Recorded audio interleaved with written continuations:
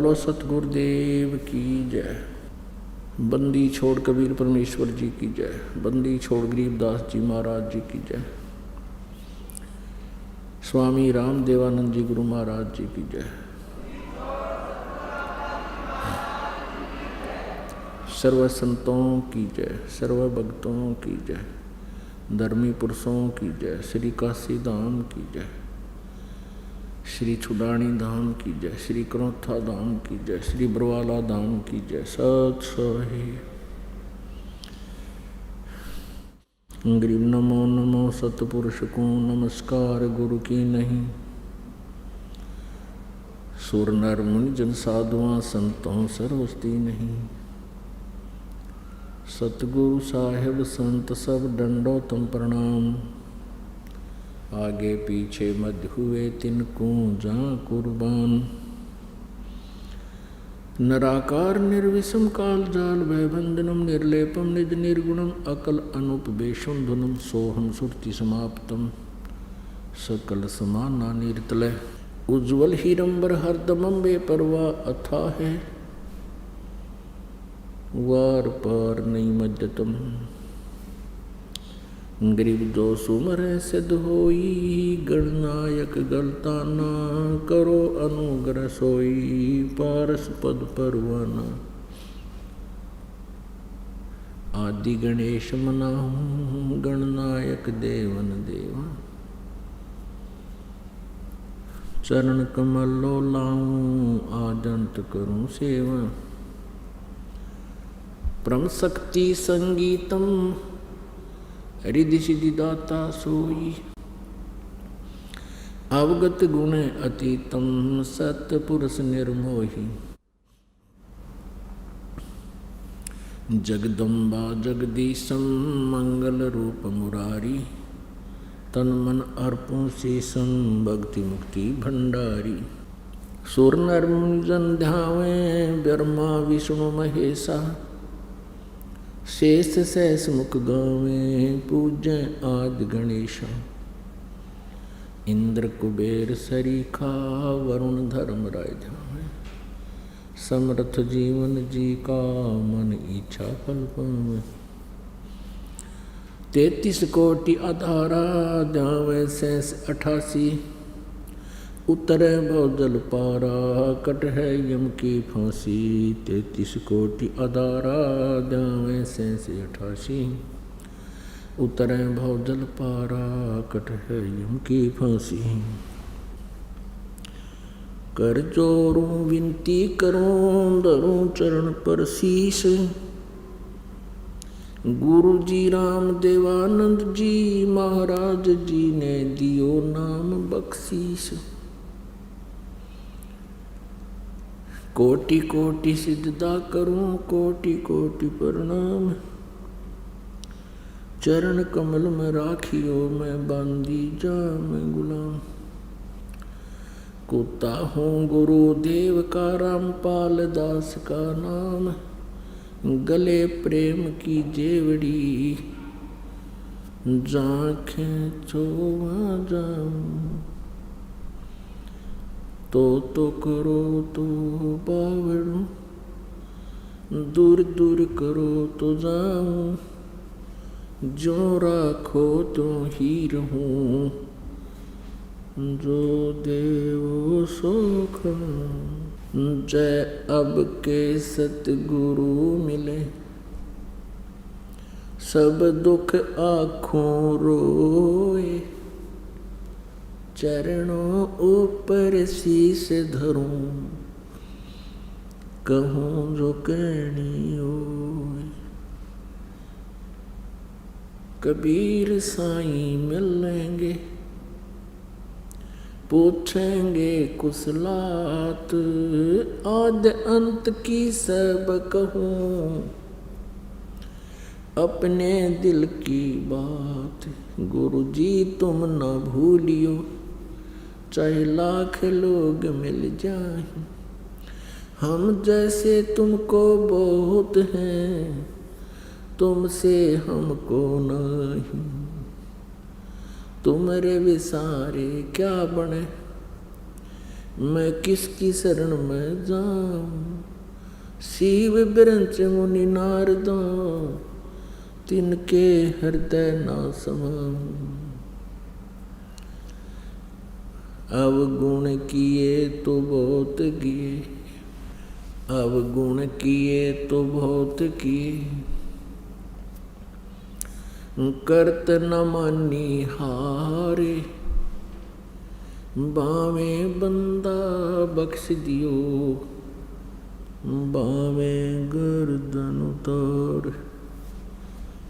अवगुण मेरे बाप जी बख्शो गरीब निवाज, जो मैं पूत कपूत हूँ बहुर पिता को लाज। मैं अपराधी जन्म का नख सिक भरे विकार, तुम दाता दुख भंजना मेरी करो संभार। सूरत करो मम साइया, हम हैं भव जल माही।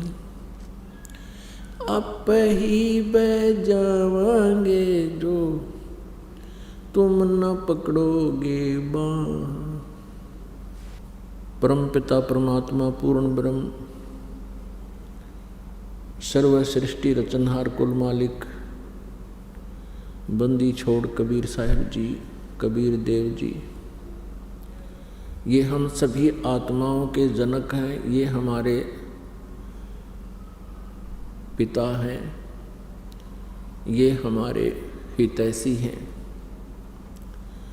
हम सभी आत्माएं अपनी गलती के कारण इस काल के जाल में फंस गए। ये काल कौन है? हमारे यहाँ जन्मने और मरने के पीछे ये क्या कहानी है, क्या कारण है? आज हम चाहे कितने ही धनी हों, कितने ही हमारा परिवार संपन्न हो, एक पल में ना जाने क्या हो जाए।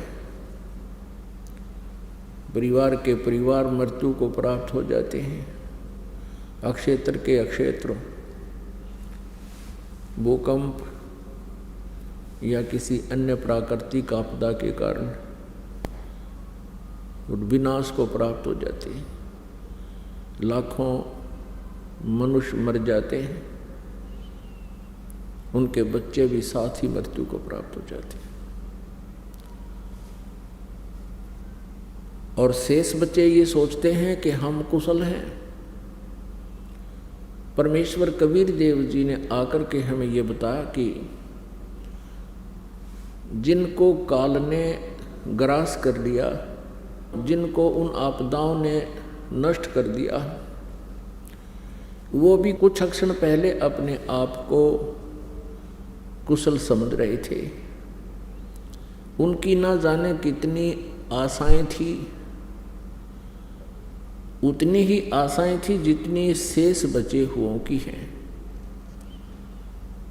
वो स्वयं ही ना रहे, आशाएं तो कहाँ से होनी थी, कहाँ से रहनी थी। पुण्यात्माओं परमात्मा ने आके, कबीर परमेश्वर जी ने आके इस काल के षड्यंत्र का बांडा फोड़ किया है कि तुम अपनी गलती के कारण आप जी यहाँ आ गए और अब ये तुम्हें रास्ता नहीं दे रहा। इसके कारण इसका स्वार्थ है कि इस काल को जो 21 ब्रह्मांड का स्वामी है, इसको ब्रह्म भी कहते हैं। वेदों में इसे ब्रह्म कहा है, जिसका ओम नाम, ओम मंत्र है जाप करने का।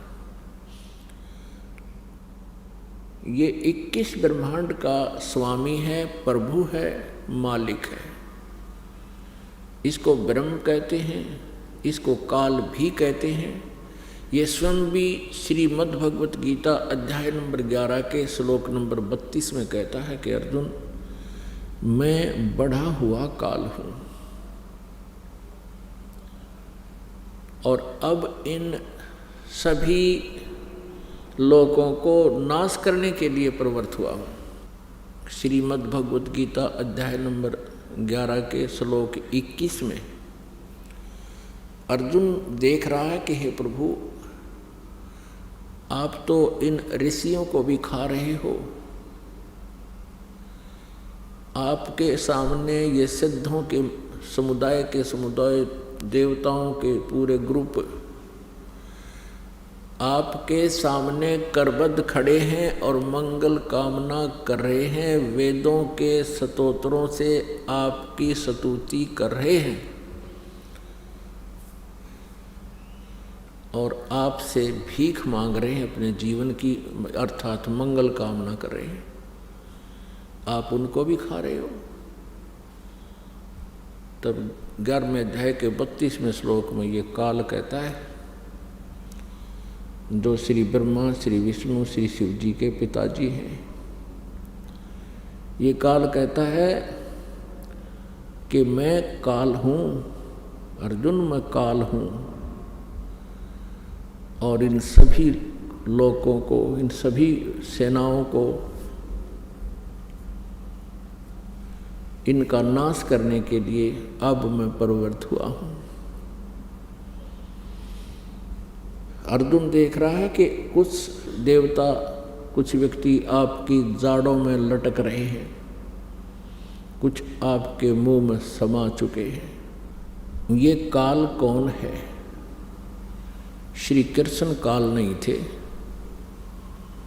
श्री कृष्ण जी ने पहले कभी अपने आप को काल नहीं कहा। श्री कृष्ण जी ने उस गीता के ज्ञान के उपरांत, यानी महाभारत के युद्ध के उपरांत, अपने आप को कभी काल नहीं कहा, क्योंकि ये काल नहीं थे।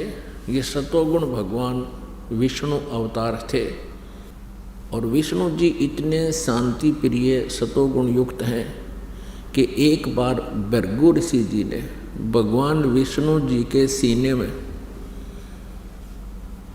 लात मार दी थी। भगवान श्री विष्णु अर्थात श्री कृष्ण जी सतोगुण ने कहा था कि हे ऋषिवर, मेरा सीना वज्र जैसा सख्त है, आपके कोमल पैर को चोट तो नहीं आई। क्या वो महापुरुष जो इतना शांति प्रिय और इतना दयालु है, क्या वो काल हो सकता है?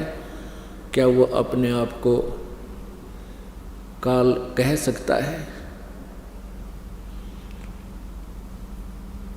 जिसको देखकर अर्जुन जैसे योद्धा भी कांप रहे हैं, तो वो श्री कृष्ण नहीं, श्री विष्णु नहीं, वो काल था जो श्रीमद् भगवत गीता जी का ज्ञान श्री कृष्ण जी में प्रवेश करके कह गया, बोल गया। मुख यानी ये शरीर समझो एक यंत्र है, जैसे टेप रिकॉर्डर होता है, और टेप रिकॉर्डर में जो भी जैसी भी कोई कैसेट डाल दी जाती है, फिर वो कैसेट बोलती है, उस कैसेट वाला ही मैटर बाहर बोल रहा है, वो टेप रिकॉर्डर। श्री कृष्ण जी के शरीर अर्थात टेप रिकॉर्डर में इस काल ब्रह्म ने, काल कहो चाहे ब्रह्म कहो, इसने स्वयं प्रवेश करके और अपनी कैसेट चला दी। उसने गीता जी का ज्ञान स्वयं बोला। अपनात्मा तत्व ज्ञान किसे कहते हैं? जिसमें निष्कर्ष निकले, जिस ज्ञान के आधार से गूढ़ रहस्यों की जानकारी हो, उसको तत्व ज्ञान कहते हैं। आध्यात्मिक ज्ञान को समझने के लिए, जानने के लिए कुछ बातें हैं जिनका विशेष ध्यान रखना पड़ेगा। जैसे हमारे पवित्र सदग्रंथ हैं, पवित्र चारों वेद, ऋग्वेद, यजुर्वेद, सामवेद और अथर्ववेद, और 5वां वेद है सूक्ष्म वेद, जिसको गीता जी अध्याय नंबर 4 के श्लोक नंबर 32 में सच्चिदानंद घन ब्रह्म की वाणी कहा है, ब्रह्मणे मुखे कहा है। ब्रह्मणे मुखे माने सच्चिदानंद घन ब्रह्म के मुख से उत्तरित वाणी में, अर्थात उस सूक्ष्म वेद में कबीर वाणी में विस्तार से सब अनुष्ठान यज्ञों की जानकारी विस्तार से दी गई है। और वो तत्व ज्ञान है, उस ज्ञान को चौथे अध्याय के गीता जी के 34वें श्लोक में कहा है कि उस तत्व ज्ञान को जो सच्चिदानंद घन ब्रह्म की वाणी में विस्तार से कहा गया है, कबीर वाणी में, सूक्ष्म वेद में, उसको तत्वदर्शी संतों के पास जाकर समझ। वह ज्ञान श्रीमद् भगवत गीता जी से भी भिन्न है और वो कंप्लीट है, वो पूर्ण ज्ञान है, जिसको गीता ज्ञान दाता भी नहीं जानता। इसलिए उसने ये कहा है कि उस तत्व ज्ञान को, उस परमात्म ज्ञान को, पूर्ण परमात्मा की जानकारी को तत्वदर्शी संतों से पूछो। वो तत्व ज्ञान सूक्ष्म वेद और पवित्र 18 पुराण,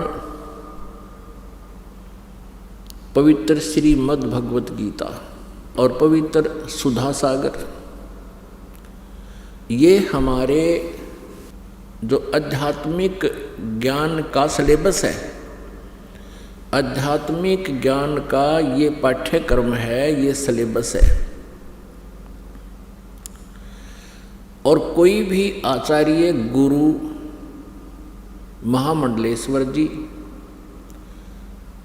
यदि हमारे सिलेबस के आधार से, यानी हमारे पवित्र सदग्रंथों में वर्णित ज्ञान को हमें बता रहा है, तो वो ज्ञान है सही।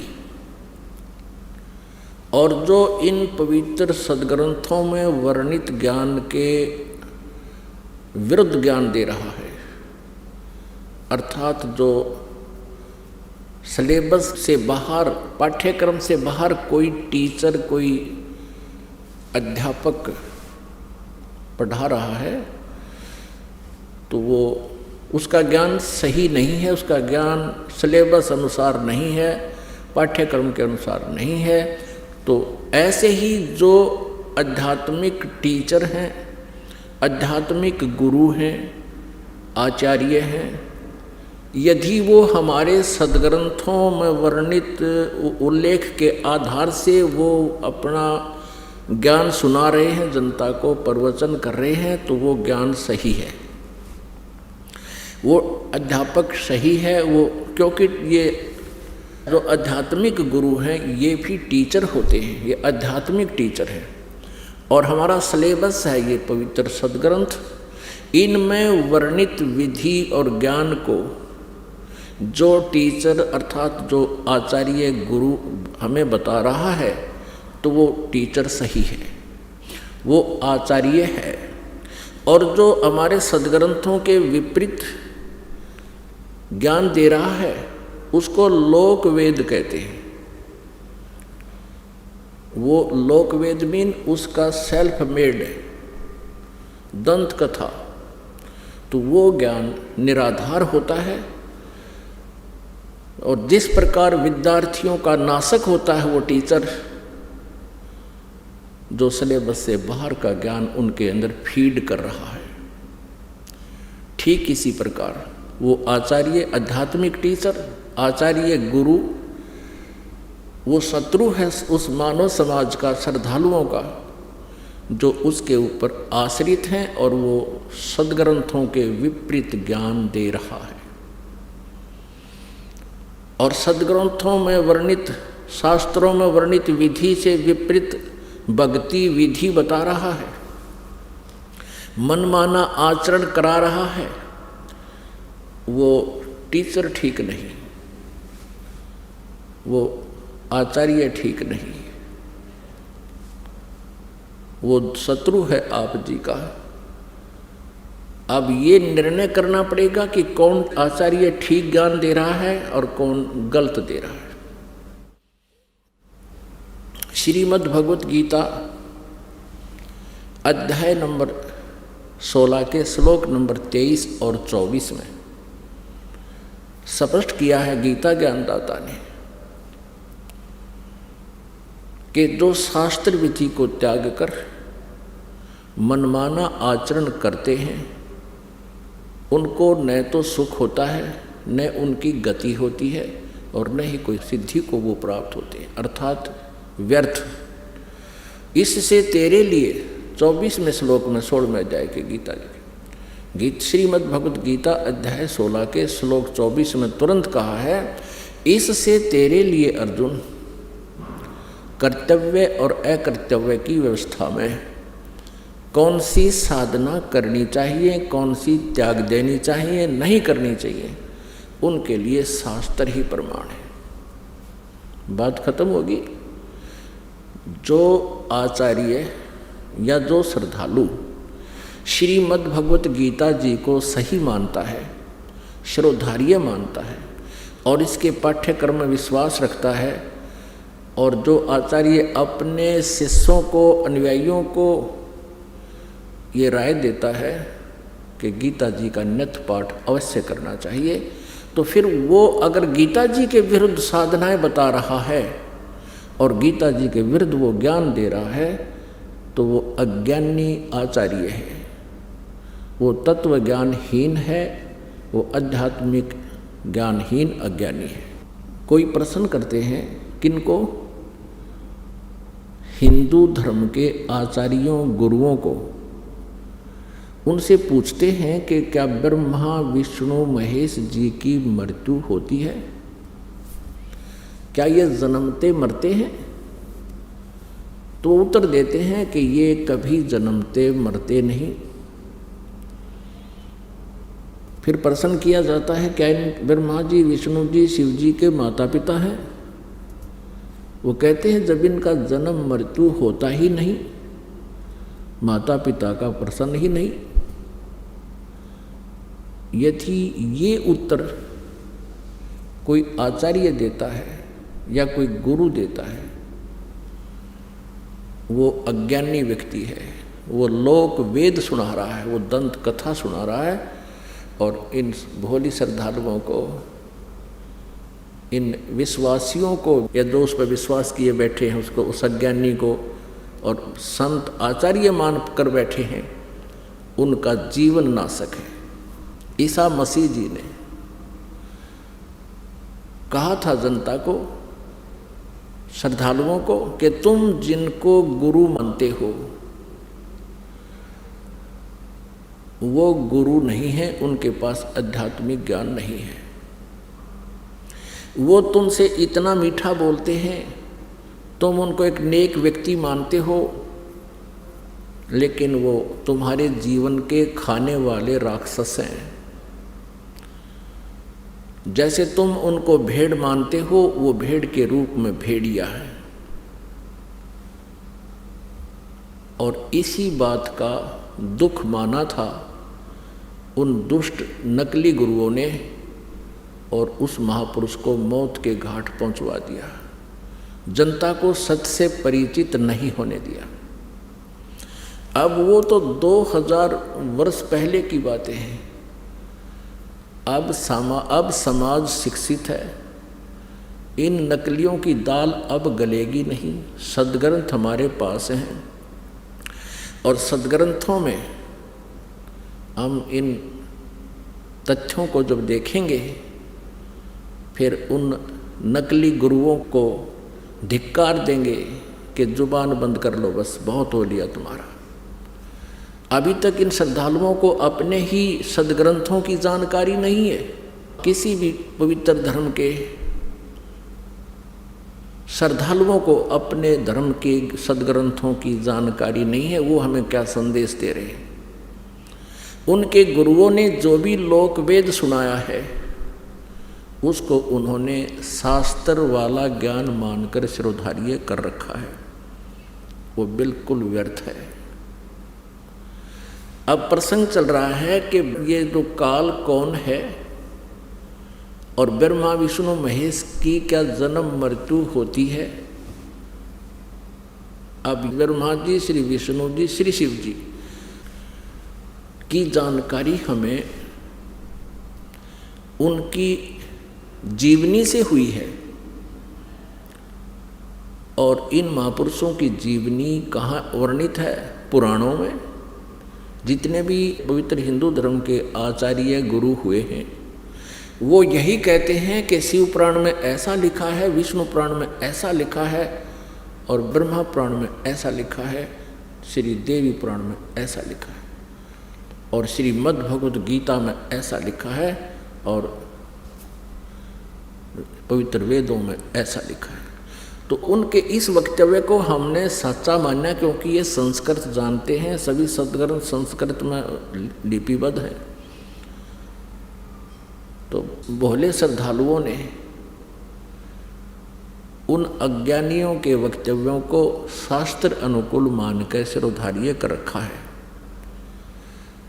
अब परमेश्वर पूर्ण ब्रह्म कबीर देव जी सारी सृष्टि के रचनहार ने स्वयं आकर के इस काल के जाल का भांडा फोड़ किया। इसने जो जुल्म अत्याचार हमारे ऊपर कर रखे हैं उस परमेश्वर ने स्वयं आकर हमें बताया। 600 वर्ष पहले परमेश्वर कबीर देव जी ने यही ज्ञान दिया था जो आज पवित्र पुराणों में, पवित्र वेदों में, पवित्र श्रीमद् भगवद गीता जी में आज वर्णित पाया, उनके अंदर लिखा पाया। और उस समय के ये नकली गुरु आचार्य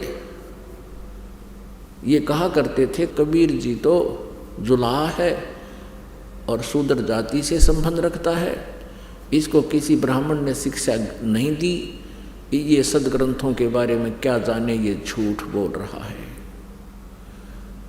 परमेश्वर 600 वर्ष पहले कहा करते थे कि ब्रह्मा विष्णु महेश जी ये नासवान हैं, इनकी जन्म मृत्यु होती है, ये अविनाशी नहीं है, ये कंप्लीट गॉड नहीं है, ये अखिल ब्रह्मांड के नायक नहीं है, ये पूर्ण परमात्मा नहीं है।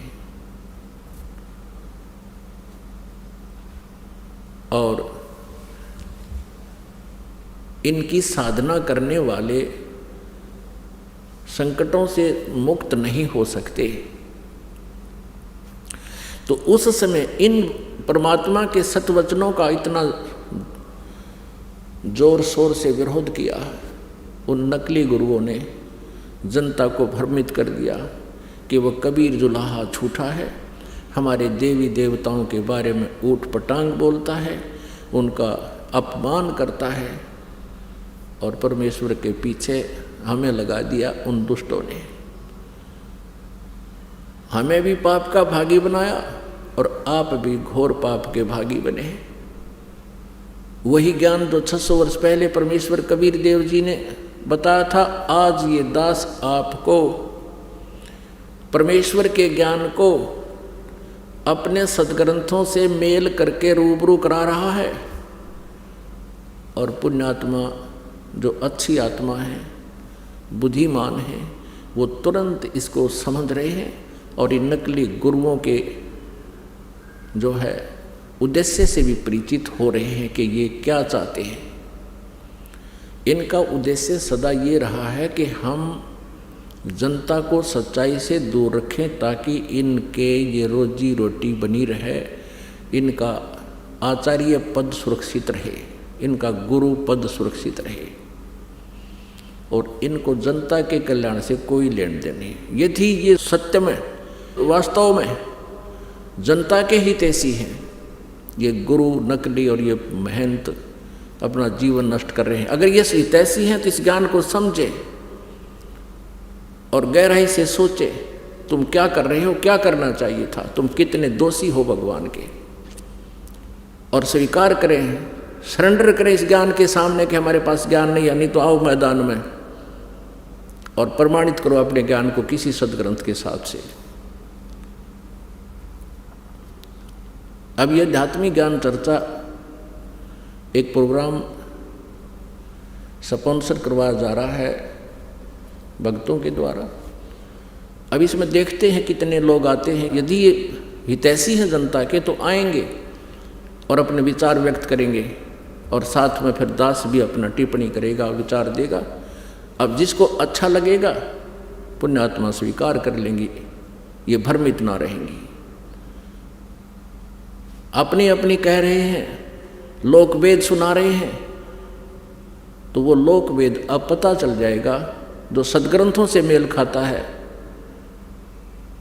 वो ज्ञान तत्व ज्ञान है, और जो सदग्रंथों से शास्त्रों से बाहर है, आउट ऑफ सिलेबस उनके विचार हैं, तो वो तत्व ज्ञान नहीं, वो कोरा अज्ञान है। अब आपके समक्ष ये रूबरू करते हैं कि श्री ब्रह्मा जी, श्री विष्णु जी, श्री शिव जी नासवान हैं। इनकी जन्म मृत्यु होती है, इनके माता पिता हैं। ये देखिएगा श्रीमद् देवी भागवत, गीता प्रेस गोरखपुर, और ये कहाँ से प्रकाशित है? संपादक हैं हनुमान प्रसाद पोदार, चिमनलाल गोस्वामी। गीता प्रेस गोरखपुर से प्रकाशित है। इसके तीसरे स्कंद में प्रश्न नंबर 123 पर भगवान विष्णु जी स्वयं स्वीकार कर रहे हैं। विष्णु जी कहो तो श्री कृष्ण जी कहो, तुम शुद्ध स्वरूपा हो, यह सारा संसार तुम ही से उद्भासित हो रहा है। अपनी माता दुर्गा की स्तुति करते हुए श्री विष्णु जी बोल रहे हैं, मैं ब्रह्मा और शंकर हम सभी तुम्हारी कृपा से विद्यमान हैं। हमारा आविर्भाव माने जन्म और तिरोभाव माने मृत्यु हुआ करता है। हमारा तो जन्म और मृत्यु होता है, केवल तुम ही नित्य हो, जगत जननी हो, प्रकृति और सनातनी देवी हो। भगवान शंकर बोले, देवी यदि महाभाग विष्णु तुम्ही से प्रकट हुए हैं, यानी तो आपसे जन्म हुआ है, तो उनके बाद उत्पन्न होने वाले ब्रह्मा भी तुम्हारे ही बालक हुए। फिर मैं तमोगुणी लीला करने वाला शंकर क्या तुम्हारी संतान नहीं हुआ? अर्थात मुझे भी उत्पन्न करने वाली, जन्म देने वाली तुम ही हो शिवे। संपूर्ण संसार की सृष्टि करने में तुम बड़ी चतुर हो। इस संसार की सृष्टि, स्थिति और संहार में तुम्हारे गुण सदा समर्थ हैं। उन्हीं तीनों गुणों से उत्पन्न हम, यानी रजगुण ब्रह्मा, सतगुण विष्णु, तम गुण शिव जी, तीनों गुणों से उत्पन्न हम ब्रह्मा विष्णु एवं शंकर नियमानुसार कार्य में तत्पर रहते हैं। हम ये तीनों देवता तो जगत का कार्य संभाले रहते हैं और तुम्हारे ही रूप हैं। पुण्यात्माओं, इस पवित्र श्रीमद् देवी भागवत अर्थात शक्ति पुराण ने, दुर्गा पुराण ने 4 कंसेप्ट क्लियर कर दिए इस थोड़े से पवित्र उल्लेख ने। एक तो ये सिद्ध कर दिया कि श्री ब्रह्मा जी, श्री विष्णु जी, श्री शिव जी की जन्म मृत्यु होती है, ये अविनाशी नहीं है। दूसरा ये कंसेप्ट सिद्ध कर दिया कि ये दुर्गा इनकी माता है।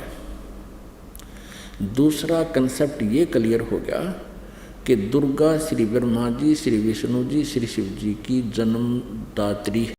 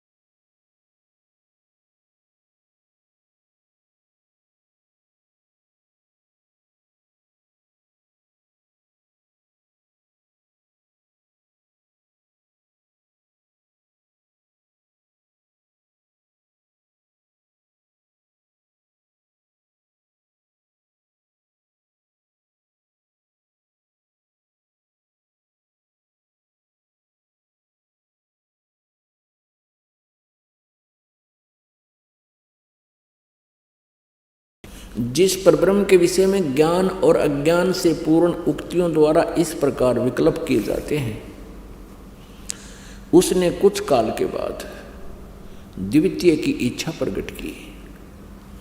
उसके भीतर एक से अनेक होने का संकल्प उदित हुआ। तब उस निराकार परमात्मा ने अपनी लीला शक्ति से अपने लिए मूर्ति की कल्पना की। जो मूर्ति रहित परम ब्रह्म है, उसकी मूर्ति भगवान सदाशिव हैं। अर्वाचीन और प्राचीन विद्वान उन्हीं को ईश्वर कहते हैं। उस समय एकाकी रहकर सब इच्छानुसार विहार करने वाले उन सदाशिव ने अपने विग्रह से स्वयं ही एक स्वरूप भूता शक्ति की सृष्टि की। अपनात्माओं, ये सदाशिव कौन है जो निराकार से साकार हुआ कह रहे हैं? ये काल है, इसको ब्रह्म भी कहते हैं।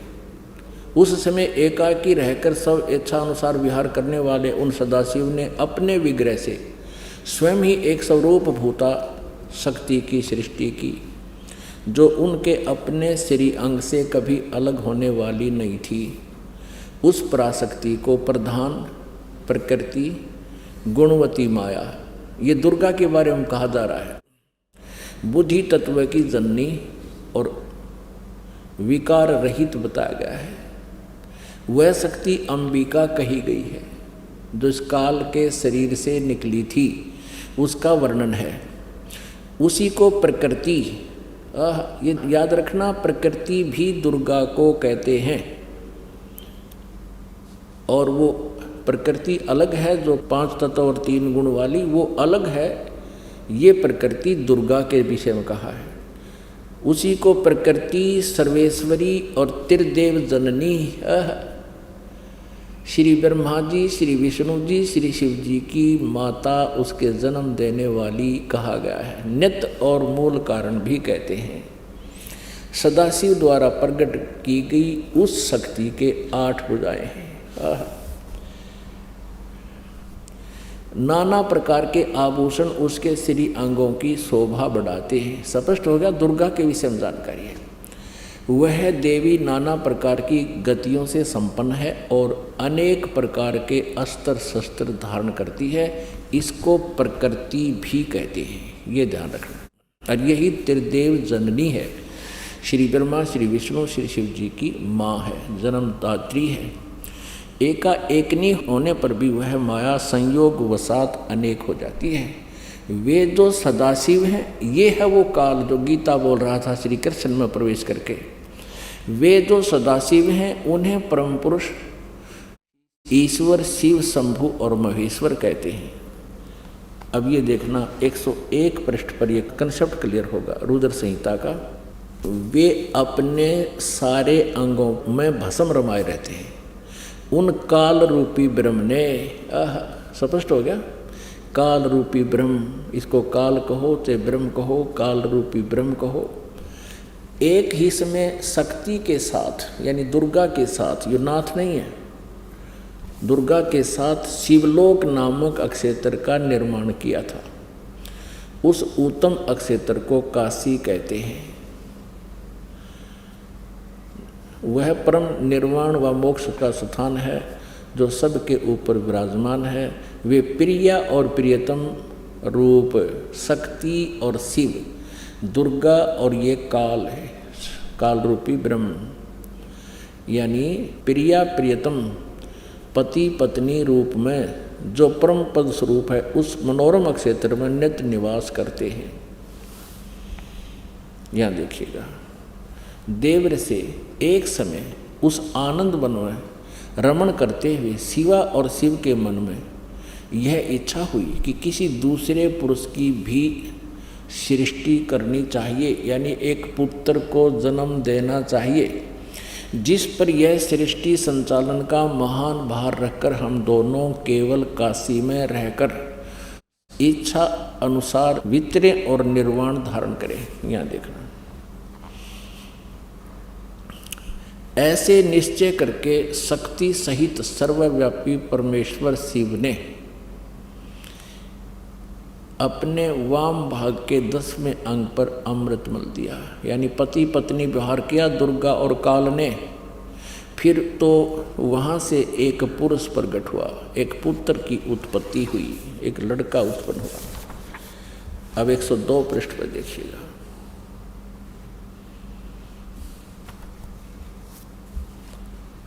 संक्षिप्त शिव पुराण आप पढ़ रहे हैं, यहाँ देख, ज़्यादा ना दिखाएंगे इतना दिखाएंगे। शिव ने कहा, वत्स, उस काल ने कहा विष्णु को, जो उसका पुत्र उत्पन्न हुआ, बेटा व्यापक होने के कारण तुम्हारा विष्णु नाम विख्यात हुआ। अब विष्णु के माता पिता स्पष्ट हैं। पवित्र शिव पुराण ने ये स्पष्ट कर दिया कि काल रूपी ब्रह्म, ये सदाशिव जिसको कहते हैं, ये दुर्गा का पति है। इन दोनों के संयोग से, पति पत्नी व्यवहार से विष्णु का जन्म हुआ। ये काल रूपी ब्रह्म और दुर्गा विष्णु की माता है। स्पष्ट हुआ। ये है रुद्र संहिता अध्याय नंबर 6 में। अब 7वां अध्याय रुद्र संहिता का ये कंसेप्ट क्लियर करेगा, ये स्पष्ट करेगा कि ब्रह्मा की उत्पत्ति भी दुर्गा और काल से, सदाशिव अर्थात काल रूपी ब्रह्म से और इस दुर्गा से हुई। ये देखिए 103 पृष्ठ है और ये रुद्र संहिता का ये 6वां अध्याय यहाँ समाप्त हो गया। ये 7वां शुरू होता है। ब्रह्मा जी कहते हैं देव रसे, तत्पश्चात कल्याणकारी परमेश्वर सांब सदाशिव ने पूर्वोत्तर प्रयत्न करके जैसे विष्णु की उत्पत्ति हुई है, मुझे अपने दाहिने अंग से उत्पन्न कर दिया। अब ये स्पष्ट हो गया कि काल रूपी ब्रह्म अर्थात सदाशिव जिसको कहते हैं, उससे और दुर्गा से श्री विष्णु जी और श्री ब्रह्मा जी का जन्म हुआ। अब श्री विष्णु जी और श्री ब्रह्मा जी के माता पिता ये काल रूपी ब्रह्म और ये दुर्गा देवी है। ये हमारे सदग्रंथ बता रहे हैं और इनकी जीवनी बता रही है। आज तक जो भी ये नकली गुरु आचार्य कह रहे हैं, इनके कोई माता पिता नहीं, अजरो अमर हैं, वो नकली हैं, उनसे बचो, उनके पास कोई ज्ञान नहीं है। और अपने सदग्रंथों को स्वयं पहचानो और इस दास के पास आओ, अपना कल्याण करवाओ। बहुत योग बीत गए यहाँ इस धोखे में अपना जीवन नष्ट करते हुए। अब आपको दिखाते हैं श्री शिव जी, शिव के महेश के माता पिता कौन है। अब इसी रुद्र संहिता के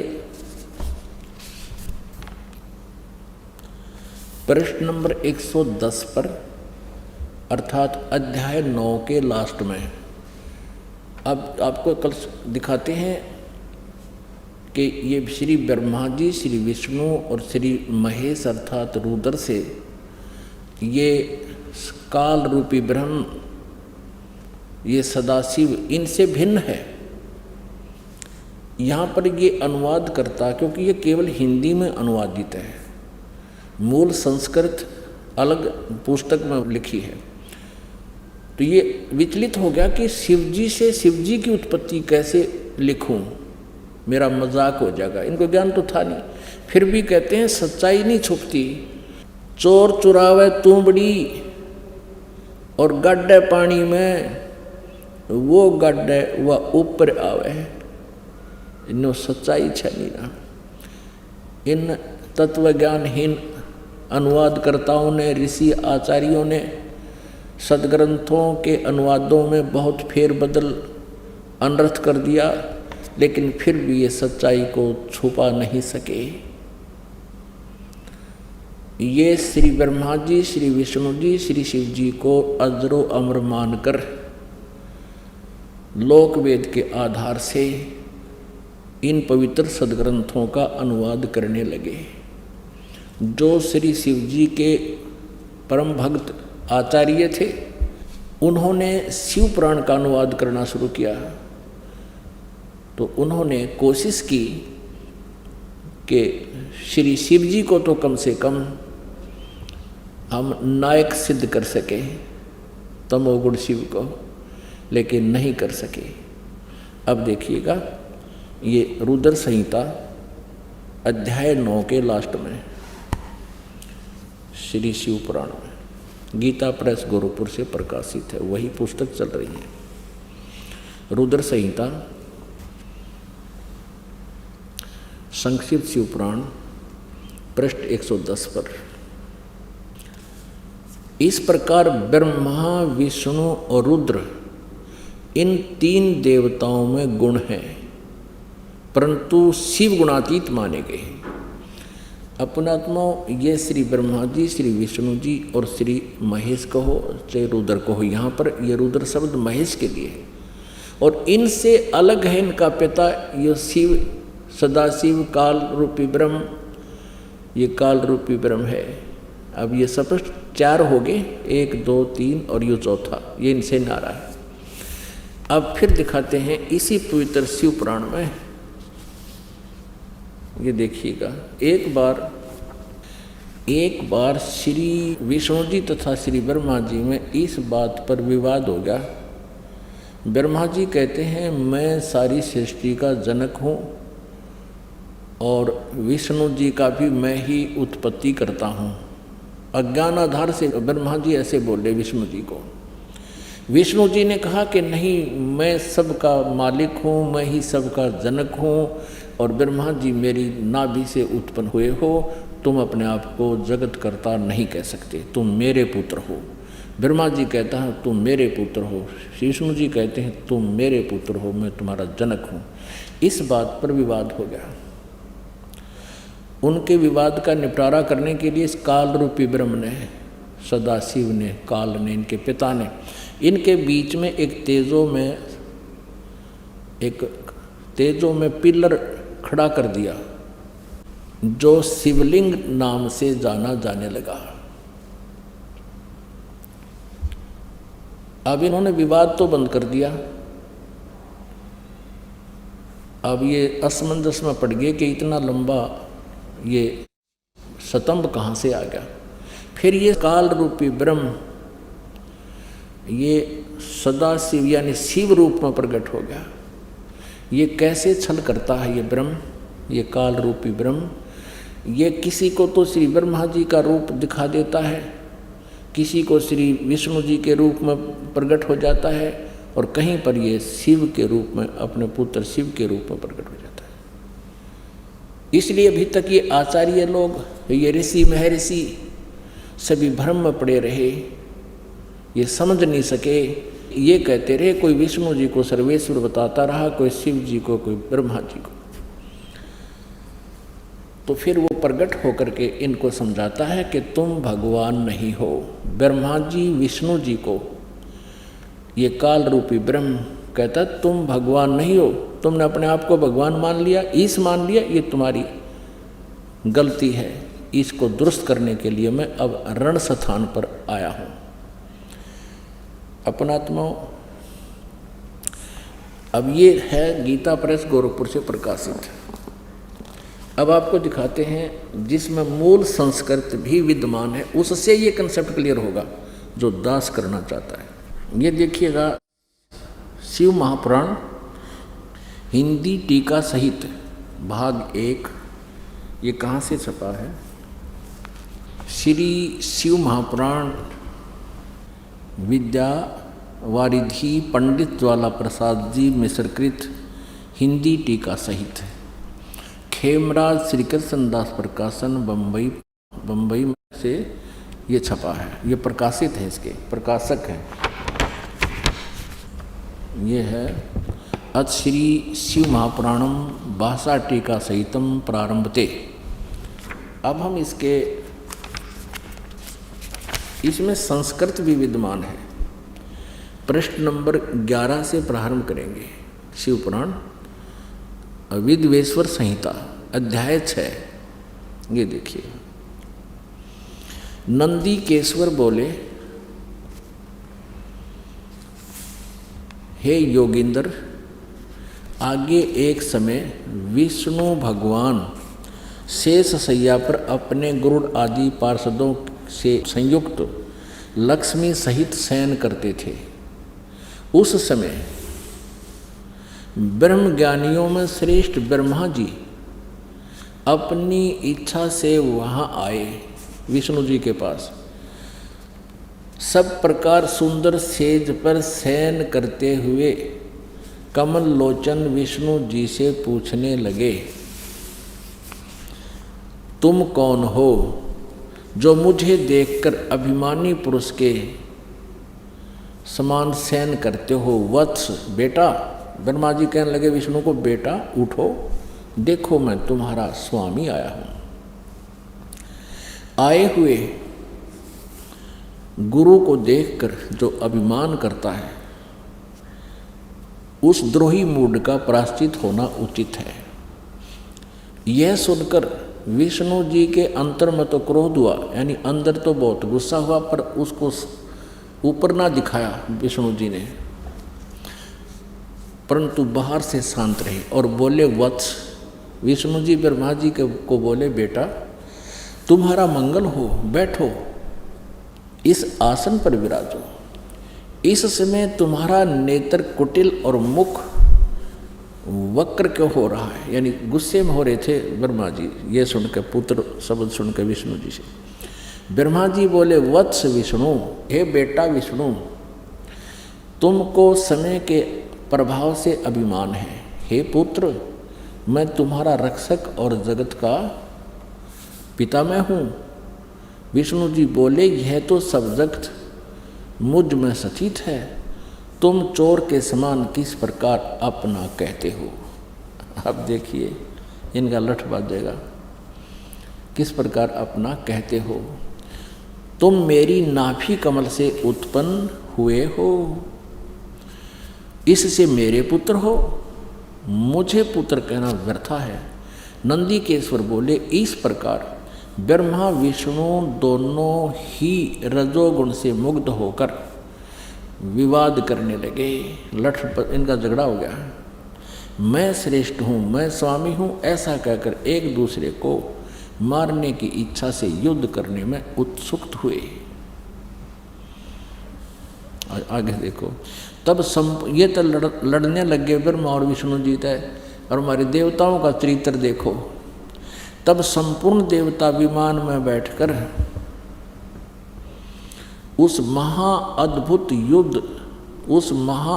युद्ध देखने को चले आए, और आकाश में उनके ऊपर फूल बरसाने लगे। वारे देवताओं, अपने आत्माओं, हमारे देवताओं का कैरेक्टर देखो।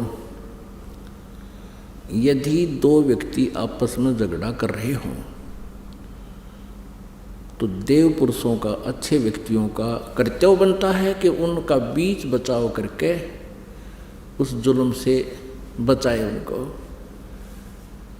और हमारे देवता क्या कर रहे हैं? ऊपर से फूल बरसा रहे हैं, शाबाश, लड़ो मर के, मरो लड़के। अरे तेरा गजब भैया। पुण्यात्माओं, विचार करो, हम किसको क्या समझ रहे थे? परमेश्वर स्वयं आए थे, कबीर देव जी, उनके ज्ञान को जो आज दास उजागर कर रहा है, 600 वर्ष पहले उन अज्ञानी ऋषि महर्षि गुरुओं ने दबा दिया था, ऊपर नहीं आने दिया, क्योंकि जनता अशिक्षित थी।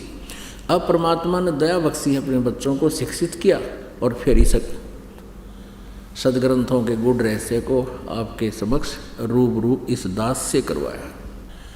अब प्रसंग ये भी चल रहा है कि श्री ब्रह्मा और श्री विष्णु और ये शिव महेश जो काल के पुत्र हैं, ये प्रभु नहीं हैं, ये ईश नहीं हैं, ये इनका पिता, और ये शिव पुराण स्पष्ट कर रही है। देखिएगा, ये देखिएगा, शिव पुराण वही शिव पुराण है, 17 पृष्ठ, अध्याय 9, विद्वेश्वर संहिता भाग 1 अध्याय 9। अब ये संक्षिप्त में दिखा रहा हूँ। उन दोनों की अज्ञानता और वैर को दूर करने के अर्थ दोनों से कहा। किसने? ये काल सदा सदाशिव काल रूपी ब्रह्म आ गया बीच में, सतम खड़ा कर दिया। मैं केवल संक्षिप्त सुना रहा हूँ आपको, आप पढ़ सकते हो इसको। वो क्या कह रहा है, मेरे सकल और निष्कल भेद से दो स्वरूप हैं, परंतु और ईश्वर नहीं, इस कारण से उनके दो रूप नहीं हो सकते। पहला सतम रूप जो बीच में पिलर खड़ा करा था और पीछे मूर्तिमान रूप धारण किया, यानी अब खड़ा है शिव रूप में। इसमें ब्रह्म रूप निष्कल है और ईश रूप सगुण है। मेरे ये दोनों रूप सिद्ध हैं, दूसरे किसी के नहीं हो सकते। इस कारण तुम दोनों ने ब्रह्मा और विष्णु जी से कह रहे हैं, उनके पिता काल अथवा दूसरों को, तुम दोनों को अथवा दूसरों को ईश्वर तव की प्राप्ति नहीं हो सकती। तुमने जो अज्ञानता से अपने को ईश माना, यह बड़ा कहते तुमने अपने आप को भगवान मान लिया, प्रभु मान लिया, तुम प्रभु नहीं हो।